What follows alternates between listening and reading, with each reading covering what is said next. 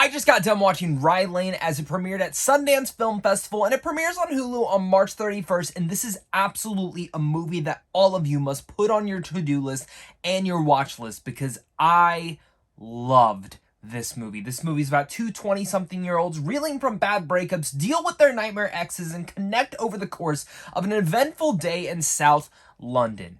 Now, going into this movie, I had heard some good, sweet buzz about this movie, that this is a very charming movie that a lot of people are going to like and enjoy, and watching it, I was like, yeah, this is really enjoyable, but as it progresses throughout the entire story, it really enwraps you around its simple story, its energetic pacing, as well as its emotional avenues that very much might make you believe in love if you're one of those cynical people out there. And for the sappy people like me, you're absolutely going to be like, yeah, love is real. Before we get any further in this review, if you are new, make sure to hit that like and subscribe button, as well as comment down below your guys' thoughts. I genuinely want to hear your thoughts on Rylane, and if you guys enjoyed this one just as much as me, because God, I love this movie. Like, the more and more I sit on it, the more and more I start to think that this movie might be perfect. It's honestly insane to me that Raine Miller, the director of this is their first directorial debut, and what a feature film this is.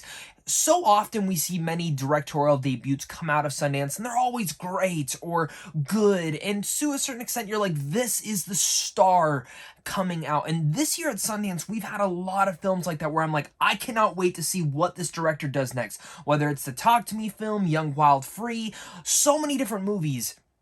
But out of all of them, Raine Miller's energetic directing and directorial stamp here really affected me to my emotional core, giving me vibes of Richard Linklater and Edgar Wright, and smashing them together to just make such a real and simple story.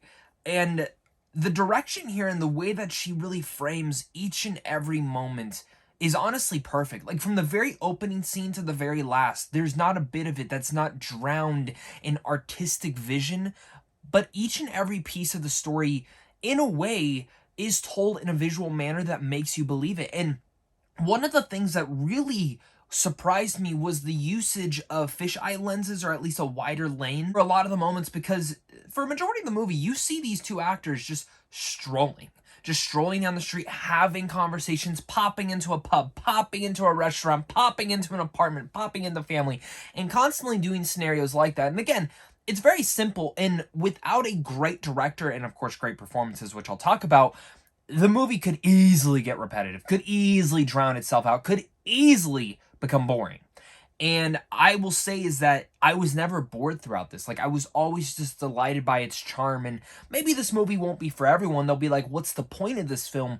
But I do think the point of this movie is to make a point that love is out there, and love might come into your life at the most unlikely points, specifically even when you're reeling with a bad breakup or maybe going through the worst part of your life.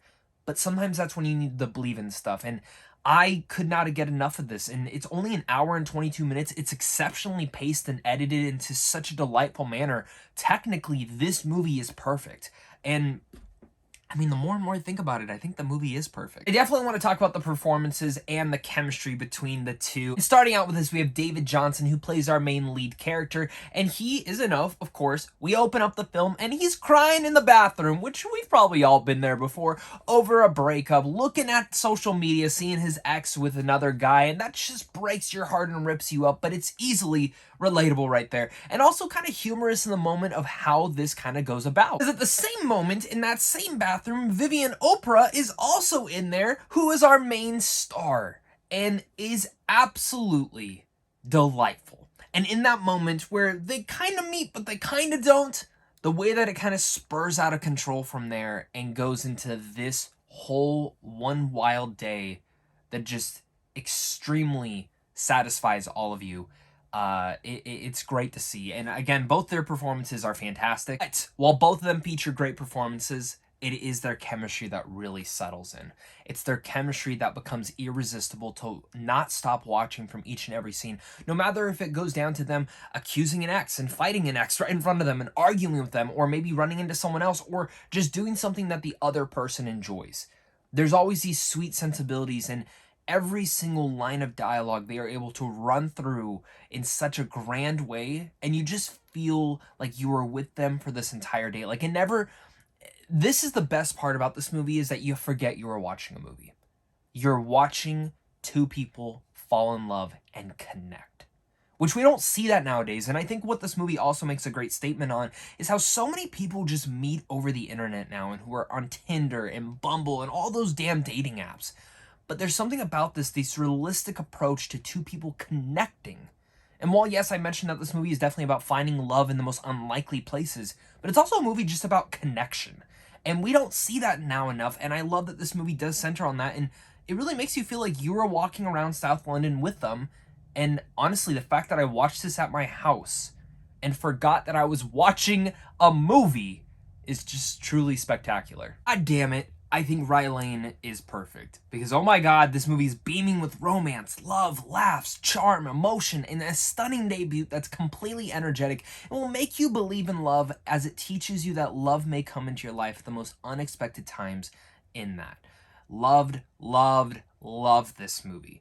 I love how it speaks on connections with humans nowadays, and I think this is going to be such a great movie to watch. It really makes me sad it's only going on Hulu. I understand why it is, because of the market and the theaters that we are, but it will be on Hulu. You have no excuse. Almost every single person has Disney Plus and Hulu, so absolutely, if you have those, mark it down, March 31st. You're gonna need to watch it. But after all that consideration and thought and talking about this movie more, with all that said, I'm gonna give Rylane an A+. My first A+ of 2023. I can't recommend this movie enough. Thank you so much again, guys, for watching this. Hit that like, subscribe, and comment down below your guys' thoughts. And of course, until next time, stay classy.